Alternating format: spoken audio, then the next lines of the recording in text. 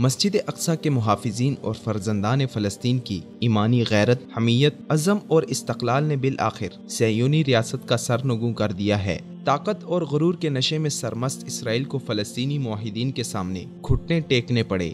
14 جولائی 2017 کو مسجد اقصی پر لگنے والی پابندی کے خلاف مجاہدین اقصی نے اسرائیلی جارحیت کے خلاف بھرپور احتجاج کیا، جگہ جگہ پر شیلنگ اور صہیونی فوج کے تشدد کا سامنا کیا، لیکن مسجد اقصی پر لگنے والی پابندی کے خلاف احتجاج سے باز نہ آئے۔ 14 جولائی کو مسجد اقصی میں نماز جمعہ پر پابندی کے بعد فلسطینیوں کو اسرائیلی حکام نے مسجد اقصی میں دوبارہ داخلے کے لیے میٹل ڈیٹیکٹر گیٹ سے گزارنے کا پابند بنایا تھا۔ عام نمازوں کے لیے بھی جانے والے فلسطینیوں کو الیکٹرانک چیکنگ کے دروازوں سے گزرنا پڑتا تھا۔ غیور فلسطینیوں نے اپنے ایمانی مرکز میں جانے کے لیے اسرائیل کے نصب کردہ ذلت کے دروازوں سے گزرنے سے انکار کیا اور نمازیں ان دروازوں سے باہر ادا کرتے رہے۔ اس دوران 21 جولائی کا جمعہ بھی گزر گیا، لیکن فلسطینیوں نے صہیونی فرعونیت کے آگے سر جھکانے سے انکار کیا اور بالآخر کئی مظاہرین کے زخمی ہونے کے بعد اہل فلسطین کو فتح نصیب ہوئی۔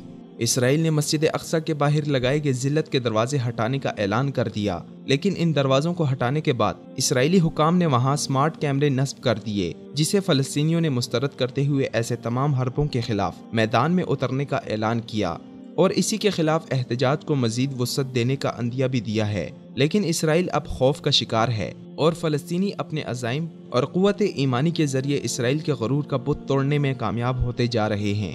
25 جولائی کو میٹل ڈیٹیکٹر دروازے ہٹانے کے بعد کیمرے نصب کرنے کے خلاف بھی فلسطینیوں کی بڑی تعداد نے مسجد اقصی کے باب الاسبات کے سامنے نمازیں ادا کیں۔ اس مقام پر فلسطینیوں اور اسرائیلی فوج کے مابین جھڑپیں بھی ہوئیں۔ 25 جولائی کی نماز عشاء کے دوران نہتے نمازیوں پر اسرائیلی فوج نے دھاوا بول دیا، شیلنگ، صوتی بموں اور دھاتی گولیوں کا استعمال کیا گیا، جس سے حالت نماز میں درجنوں فلسطینی زخمی ہوئے۔ فلسطینی ذرائع ابلاغ کے مطابق فلسطینی شہری الاسبات میں نماز عشاء کی ادائیگی میں مصروف تھے کہ اسی دوران صہیونی فوج نے حلہ بول دیا، جس کے بعد جھڑپیں شروع ہوئیں۔ اس حملے میں 13 زخمیوں کی حالت تشویشناک ہے، جبکہ آنسو گیس اور چھروں سے زخمی ہونے والے افراد کی تعداد بھی دسیوں میں ہے۔ فلسطینی ان تمام مظالم اور اسرائیلی سینہ زوریوں کے آگے سینہ سپر ہیں اور مسجد اقصی کی حفاظت اور اس کے تقدس کے لیے میدان میں ہیں۔